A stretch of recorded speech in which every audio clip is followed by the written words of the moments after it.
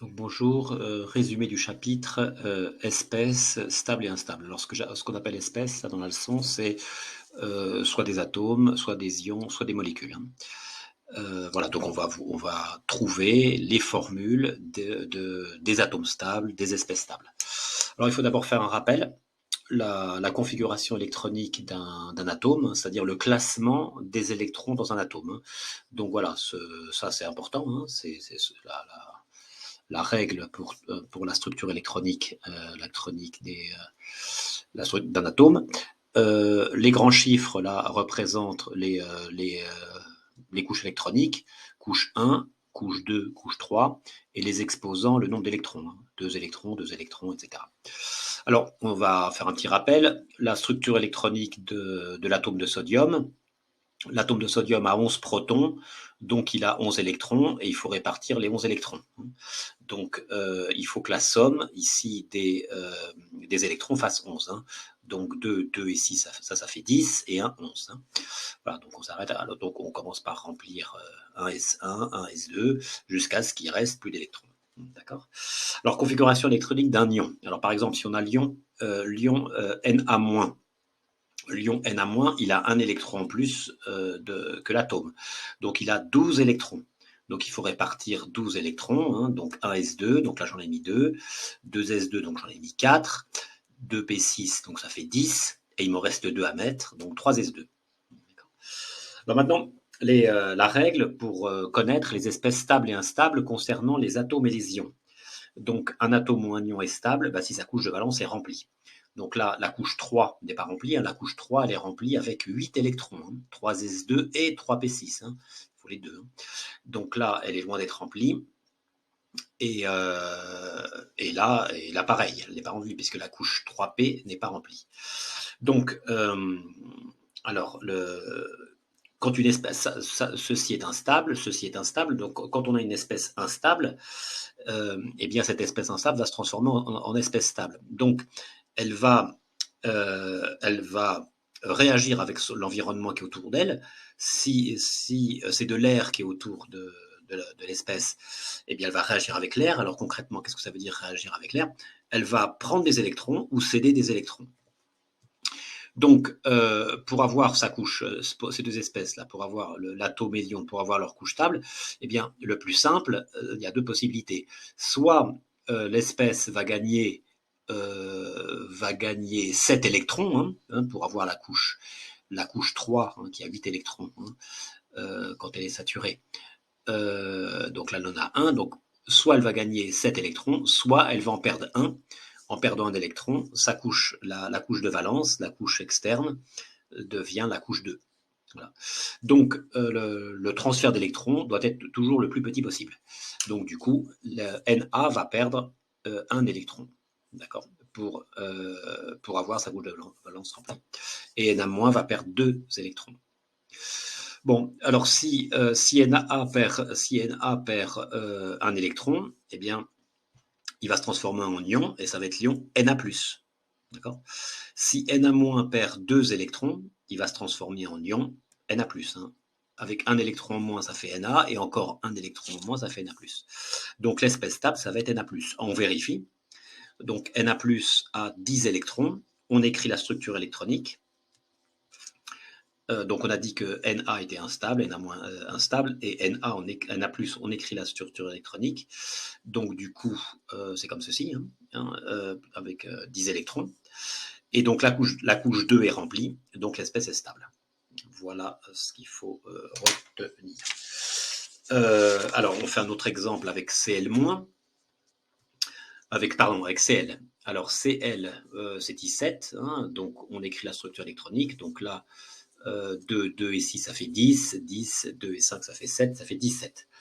Donc la couche 3 n'est pas remplie. Donc deux possibilités pour saturer sa couche, la couche de valence. Soit Cl va gagner un électron en réagissant avec le milieu extérieur, donc en captant un électron, soit il va en céder 7. Le plus simple, c'est de gagner un électron. Le nombre le plus petit, c'est un électron. Donc il va gagner un électron. S'il gagne un électron, eh bien l'atome Cl devient l'ion Cl-. Et donc du coup, 17, ça fait 18. Donc là, j'en ai déjà écrit 10, 11, 12, 12. Il m'en manque 6 pour arriver à 18. Et donc l'ion Cl- est stable parce que sa couche 3 est remplie. Alors maintenant, les molécules stables. Alors, une molécule, c'est constitué d'un ensemble d'atomes qui sont collés, entre guillemets, et une molécule, c'est stable. La molécule H2O, elle est là depuis des milliards d'années, CO2 pareil. Donc, une molécule est stable si les atomes qui la composent sont stables, c'est-à-dire qu'ils doivent avoir leur couche de valence remplie. Alors là, je n'ai pas précisé. Couche de valence remplie, eh bien, ça s'appelle règle du Dewey ou de l'octet. Bon, je l'écris règle du Dewey ou de l'octet. Alors pourquoi Dewey et octet? Eh bien parce que on voit que la couche 3 est stable si elle a 8 électrons. Voilà, si on a un atome qui est comme ceci. Donc la couche de valence va posséder 8 électrons. 8 électrons, le synonyme c'est un octet. Le nombre 8 est lié au mot octet. Si l'atome, la structure électronique de l'atome est comme ceci, ou du lion est comme ceci, eh bien la couche 2 est stable avec 8 électrons, donc à nouveau un octet.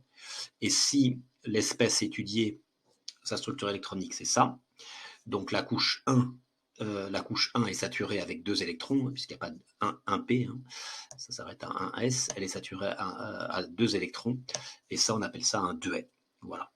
Donc certaines espèces chimiques, ça sera comme ça, leur structure électronique pour être stable, puis les d'autres comme ça, et d'autres comme ça. Donc Dewey ou octet. Alors, je reviens ici.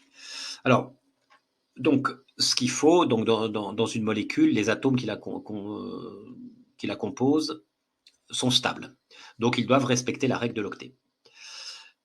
Donc, la couche de valence doit être saturée. Alors, elle se sature d'une façon un petit peu particulière. Donc, j'explique.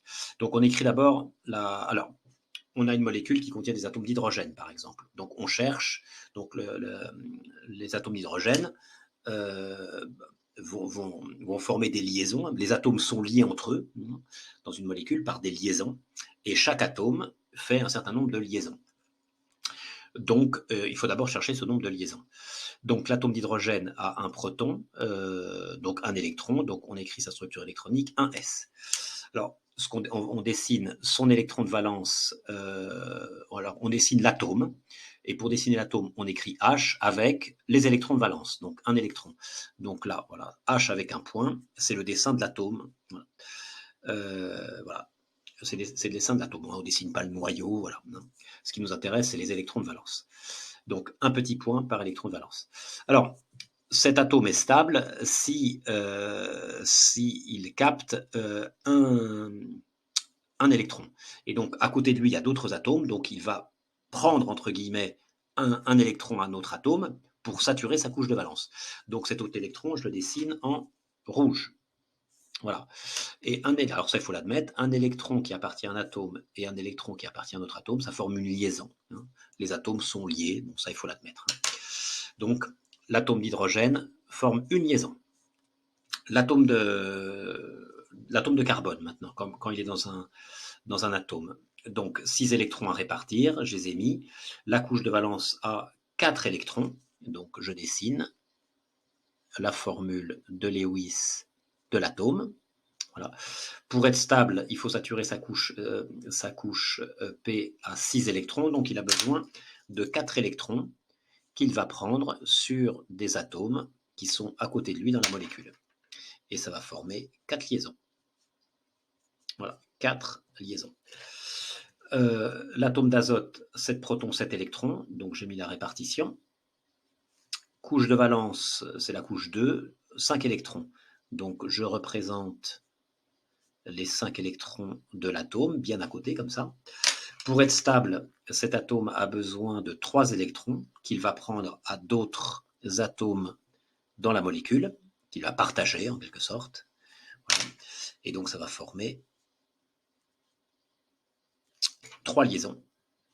Et puis on voit, on a une paire d'électrons voilà, qui n'est pas liée. Hein, et donc ces électrons s'apparient pour former ce qu'on appelle un doublet non liant. Alors c'est important pour les réactions chimiques. Hein. Voilà, on fait un dernier exemple avec le chlore.